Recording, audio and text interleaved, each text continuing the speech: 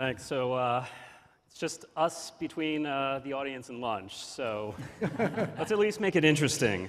So I'm just going to start with a question, an easy question for all of you, and then we'll sort of get a little harder as things go on. What is it about online video that's exciting to you or to your company? Is it the cost of production and distribution dropping to allow new entrants? Is it the ability to reach new devices, new audiences, interactivity? What is it that gets each of you excited about this? Start with you. Yeah, sure. Closest to. Online video for us, because of the model that we're in, it's a great way to sort of strengthen the value of the subscription.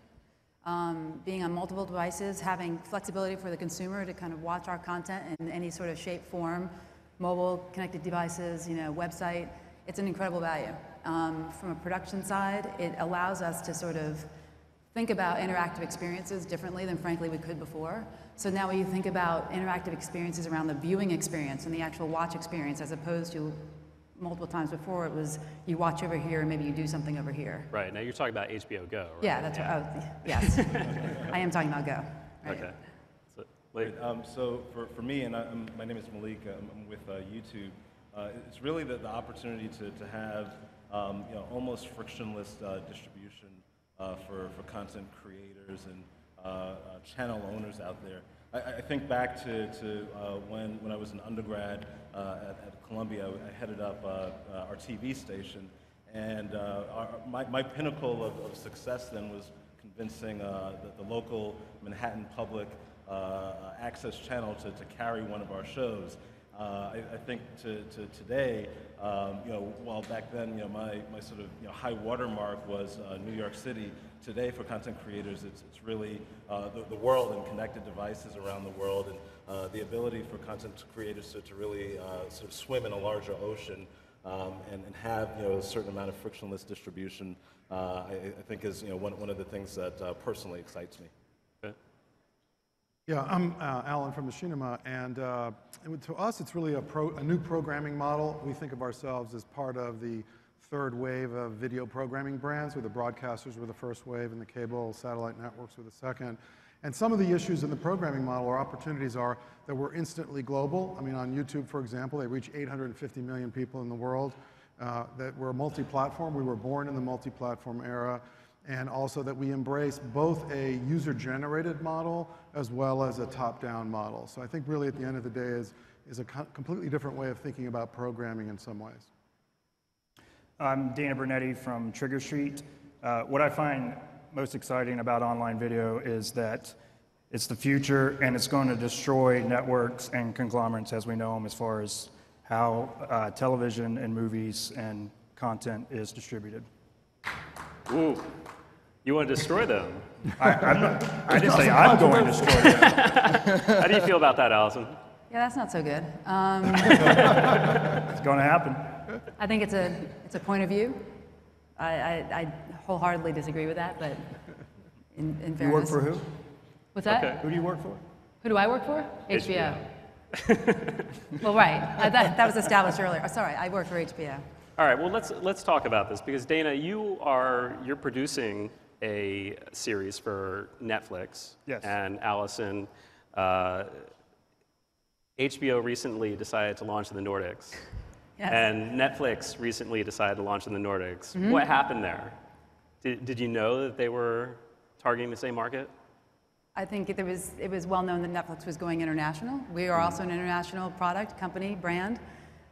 We went to the Nordic region because it made sense for the business. We've launched an over-the-top product there, but we've also launched a subscription product. So in-home with an HBO subscription comes access to HBO Go. There is also a standalone or an additional product that's HBO Go in a mobile environment. And so that worked for us. I can't speak to the Netflix plan, but that was the HBO strategy. Okay, so you're looking forward to the competition? I think competition is great. Yeah. Content is king, right? What is it? Right. Yeah, finally, content is king. So Right. I think we do pretty well in the content area.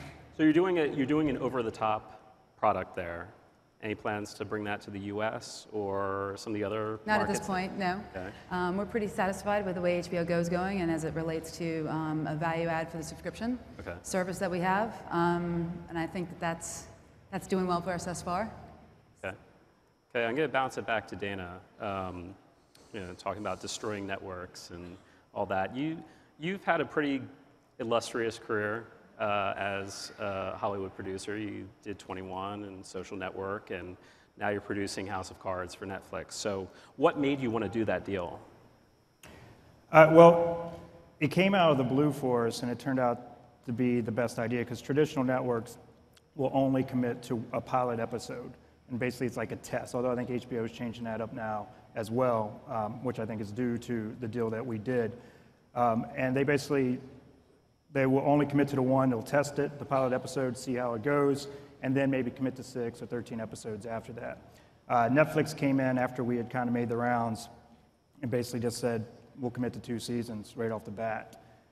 Which, as a content creator and a producer, that's almost impossible to say no to.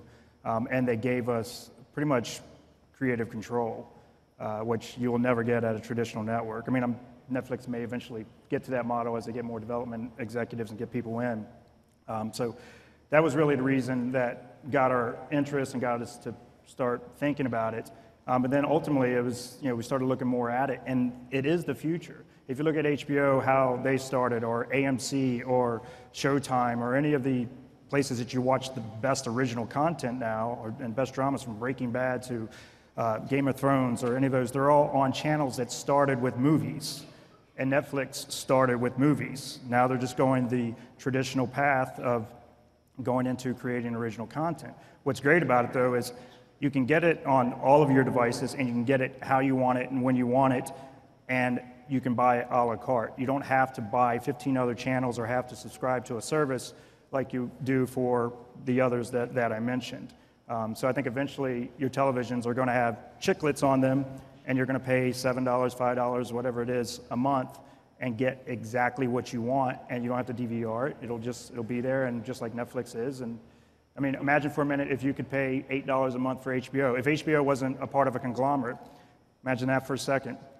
If you could pay $8 just for HBO, and HBO was a company like Netflix, it'd be a huge benefit to HBO because that money's coming direct to them, and a huge benefit to the consumer because they're paying a lot less and not buying a lot of stuff that they don't want. Okay. So why don't you do that, Allison? I think it's a little presumptuous to just say $8 is going to make the business whole, the consumer whole, et cetera. Maybe 15, maybe 20. How much are you charging in the Nordics? I need to get my currency calculator going on here, but I think, here's the thing. It's math. Mm-hmm. And so, $8 a month for HBO might sound right. I think there's production values to come into consideration. There's distribution, marketing, there's everything that comes into consideration in the ecosystem that we're playing in. And so I think it's very easy to say $8 a month, just launch it, direct to consumer, and then it's all going to be fine. And I think there's a lot more detail that goes behind. I know there's a lot more detail that goes behind that. The truth is, for right now, TV everywhere, and the authenticated version of HBO Go with HBO Linear and HBO On Demand as a value to subscribers in an ecosystem of 102 million people that pay for TV, 35 million of those people domestically pay for HBO, and it's math. And I think the best thing a company like us can do is continue to make amazing content and amazing production values, and if it means having a pilot, and then a lot goes between, as you well know, script to pilot to production to final launch. And some of that takes some level of shaping. I think HBO is not a traditional network in that way. We are pretty honorable about the creative process, and therefore a lot of the work that gets done at HBO is quite good, not only from the end point to the consumer, but also for the content creator. That value chain, that experience works for us, and I think we're doing that pretty well. We need to maintain great content production. We need to maintain ubiquity on the platforms, and we need to maintain a level of flexibility in our business. And retain that for ourselves. Okay, you make really good points. And I should also put out, I have a First Look television deal with HBO. So maybe not. I want to open this up for everyone. But why doesn't HBO do something like where I think you're leaving money on the table and make the HBO Go app available to people that aren't subscribers and charge them $8 a month, and then you have your subscribers as well? I think the presumption of like thinking that we're leaving money on the table is not known. The model is not known by everybody. So you can be well assured that nobody's sitting around assuming that the world isn't changing and that things aren't moving. Oh no, I give you guys major props just for having come out with the app that you did and making it available the way, which I thought was huge. And I also think it's great that you guys are adapting and buying series just off of the pilot. Right. So you guys are clearly ahead of everybody else as far as adapting and staying ahead of the I'm curve. just saying, but the big problem that you guys have is that you're part of a conglomerate, and so that limits you. Right. I don't necessarily agree with that it's part of a conglomerate. It is a business decision. All right, let's all conglomerate or agree not. to disagree at this Right, point. yeah. We'll bring the panel back. Yeah. I want to talk about this deal that Netflix did, right? Because they bought 2 seasons up front. And part of the reason they bought 2 seasons up front is because, you know, David Fincher was involved and Kevin Spacey was involved. And they knew that, you know, there were a whole bunch of subscribers that had watched the UK miniseries that House of Cards is based on. And so they knew that there's sort of this inherent interest. But I guess the question is, you know, can you program based on an algorithm? Can YouTube say, you know, this is content that we know based upon our usage model that people will flock to, or Machinima, or, you know, anyone? So, Yeah, I would say, I'm not, you know, algorithm or not, but one of the things that's really evolving on YouTube, and specifically with Machinima, is kind of a new way of thinking about development, where a new generation of filmmakers are putting shorts that are representative of their idea on Machinima or on YouTube in general, and then that getting a lot of traction, and that leads to something. So Neil Blomkamp was one of the first people to do that. He put up the Halo video, and that ultimately led to District 9. You know, Jackson wanted him to be part of the Halo movie that never happened. We had a particular story, a young filmmaker named Kevin Tantron, who was doing films in the kind of, you know, dance and music category, decided he loved Mortal Kombat, and he did a live action short based on Mortal Kombat, put it up on YouTube. It did huge numbers. Then he convinced Warner Brothers to produce a 90-minute film that was done in 10 episodes, went up on Machinima. It did like 65 million views, and now he's directing the movie. And so one of the interesting things about that is that the way we're living our lives much more openly in general, you can even think about IP and creators being able to do that on platforms like YouTube, where you have a global audience. And what happened is the studio looked at the numbers in Germany and France and all the markets and said, hey, what are we missing here? We need to make that movie, right? So I think it's an interesting model. And, yeah, I would just add to that. You know, in addition to kind of users voting for content and really saying, you know, this is hot, this is like, you know, what I like.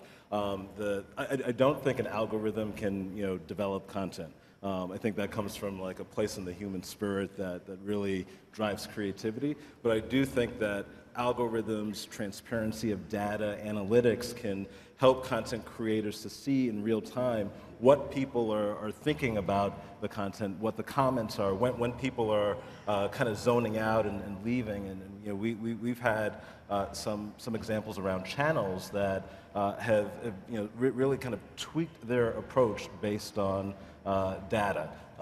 There's a channel that we work on with Electus called Nuevon. It's really focused on the Latino community, and you know, they were focused on sort of the U.S. Hispanic audience. There were some shows that really showed them that there was a little bit more of a Latin diaspora around their channel in some shows, and they decided to chase that, and they're seeing great success. So I think data can be super informative and almost real time. Okay, so how do you use that to decide? You made an investment of $100 million, it's been pretty well documented, in these original channels to feature. How do you decide which ones you put money behind and which ones you don't? And you know, how does that help the producers? Sure, so I think to distill it down to like its essence, it's all about communities of passion. You know, what are people in love with? What are users in love with, and what are content creators in love with in terms of creating content for those users? So in terms of, you know, channels that, you know, we've identified to fund, you know, there's always metrics and some science that leads up to that, but the core central, it's like with Machinima, it's that gaming audience and that gamer who's you know, really into it and really hardcore. So I think that's the baseline, but taking it a step back, we've really focused on channels and funding channels, not only to have successful channels in and of themselves, but to kind of catalyze more content creation on YouTube in general, and to really help to channelize YouTube. So by funding 100 in 2012 content channels, we hope that more will blossom out of that, and that case studies will actually lead to more channel creation and more content creation on the platform. Okay. I want to bring that to Alan, because Machinima has been pretty much the poster child for original content on YouTube. But outside of the music video channels, you're #1 around originals every month. You've got billions of views. Google invested. But at the same time, at some point, do you become too big for YouTube? Do you say, there are other distribution channels out there that we also want to reach, whether it be build your own apps or go to network or cable TV, and what's the opportunity beyond YouTube for someone like yourself? When we first started, a lot of people in the media business have the point of view of, oh, my content needs to go on every single platform. And when when we first started, we said, oh, we should put it up on VO and this one and that one, and they were all over the place. And we just didn't get the traction that we got on YouTube. I mean, we reach 200 million people every month and deliver over 2 billion views a month. And that scale is like unprecedented. How do you get to that kind of audience? So we've really surfed with that growth. And what's really interesting, of course, is that YouTube was first on the iPhone, first on the iPad, first on a lot of devices. So in a way, we're delivering 800 million views in mobile alone right now, right, per month, right? So the idea, from our perspective, has been it's been a great platform because they like what we want to do. They're going to get to the television set. They're getting on mobile devices. They're getting on all the devices. And right now, we think we can really focus on programming and use this enormous ability to use data to get scale, to get greater traction, to get better understanding on what converts for our customers. I mean, one of the great ironies of the last conversation was our fastest growing customer base is the television business, right? We're doing the tune-in campaigns for Walking Dead, for Homeland, for Dexter, for A&E, for History, for Discovery, and that's a growing business because one thing that you can do on YouTube is drive numbers in a demographic. And if you make something that fits our demographic, we can drive a lot of people to be interested in tune-in. So I think that's the dynamic, and that connection between global and multi-platform and data has created an ability to create unprecedented scale. Now, our focus now is monetization and better content and how do we create IP, but the scale idea is the first wave of that, like it was with Google itself or Facebook or any of these other companies, right? So, but you're comfortable with sort of this symbiotic relationship where you live mainly in YouTube? Yeah. And, okay. Well, more than comfortable. I mean, the whole company is dedicated to the platform. Okay. All right.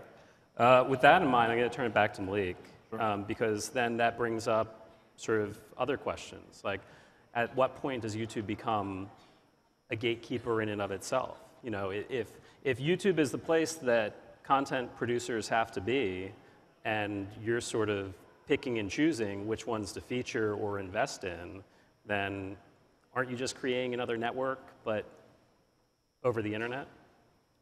So, my background, like before I moved over to YouTube around a year and a half ago, I worked at several studios at Paramount and MGM, Lionsgate, some other places, and those were great experiences, and the content development cycles that take place there make sense in that model, and at YouTube, we don't want to become gatekeepers, and it's kind of almost back to my first comment around a little bit more sort of democratic distribution, where content owners don't need YouTube to leverage YouTube. I don't see a point at which they're gates. It's an open platform. More than actually almost 70% of our video views come from the international marketplace, so it really reflects like the reality of the world. So we think that there's pretty big playground to operate in. And then to Alan's point, like we do think that there's you know, a great opportunity for content creators on YouTube. We also do see, you know, value in diversity as well. It's like Annoying Orange, kind of born on YouTube, and then, you know, on television, and my kids watch it in you know, both places, and that's a success. Like, you know, I love that it's on television, and there are other you know, stories like that. So, you know, we embrace it all. Dana, would you produce for YouTube? Is that a model that interests you? Producing content in an ad-based way as opposed to Certainly. getting the license fees up front? Yeah, certainly. I mean, what we're doing with Netflix is the same thing. YouTube is just another distribution model. Well, right now it's, you know, they're putting channels together to kind of curate different things to go to that are better content. I think the next stage that YouTube will eventually go to is what Netflix is doing. I think they'll step up and they'll start doing quality content and programming in the same manner. That's not just, you know, Annoying Orange is huge and it's great, but, you know, the production value in a lot of it, and I'm not knocking them, but the production value on the majority of YouTube videos is not there. But I think once they step up to that next level, and I don't know what your plans are, but then yeah, it becomes its own network, just like Netflix and all these others that you're going to see popping up.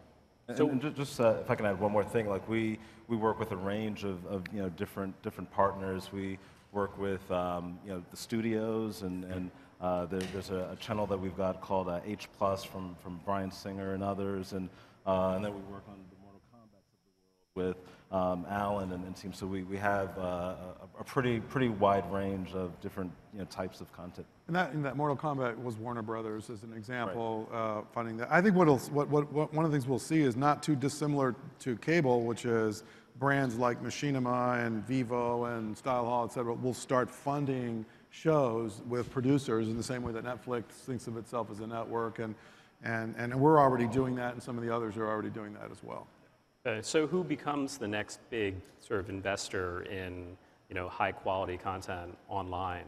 Are you going to do originals for HBO? You have a few, right? Yeah. It's really up to the kind of programming team to sort of see if they find something that feels like it's better for an HBO Go experience versus like something else. We're behind it. It's good content. So whenever there's good content that we want to put on or use, we'll do it. Yeah. Dana, who do you think is going to write the next big check for you to produce? Silicon Valley. No, I mean, if you think about it, and you and I had talked about this, when there's contract negotiations for Mad Men with Matthew Weiner, the creator, and it was like $2 million an episode or something that they were going on and on about. Perfect time for Google to step in and go, you know what, $2 million an episode, we'll take it. Come with us, and the next season of Mad Men goes on YouTube or goes on Google's channel.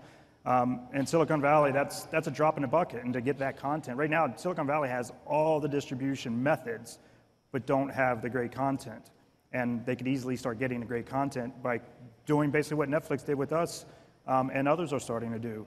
Get the guys that are creating it. I think if you wind the clock back, this same discussion that went on happened in cable. People would say, this is public access crap. The only thing that was worth anything was CBS, NBC, and ABC. If you go to what people are actually watching today and what wins all the Emmys, I mean, HBO is the perfect example. AMC has completely changed their model, and they've done a great job. Showtime with Homeland and a lot of stuff they've done. So the point of the matter is I think you're going to look ahead in a few years, and you're going to see a lot of these brands are going to start having hit shows and major franchises that are being built there, and the money I think a lot of the money actually will come from the traditional guys. I think the Warner Brother television groups will start funding these shows, because the one thing that's really interesting about YouTube as a platform is I don't think there's any platform better for incubating a global brand, right? If you want to just say, I want to get 100 million people or 10 million or 20 million people to see this piece of content, I don't care about Netflix or anybody, you can't get those numbers, right?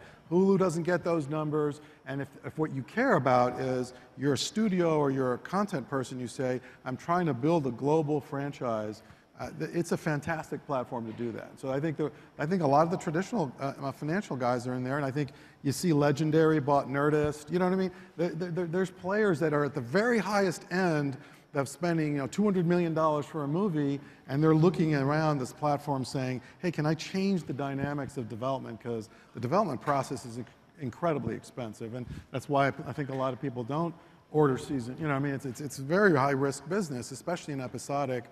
But episodic narrative is monetizing better than it's ever been because of Netflix is buying all the stuff and Hulu. So it's an interesting time we live in right now. One quick seat that we don't have here, one note on a seat that we don't have here is the advertiser. Right. And ultimately on a lot of content, it's the advertiser that funds the content. Okay, so branded content. All right, excellent. Well, we're up against time. We're actually over time. I want to thank our panelists for being here with us. I want to thank everybody that's still in the audience and didn't run off to lunch. And come back at 2 to see Mark Zuckerberg. Thanks, everybody.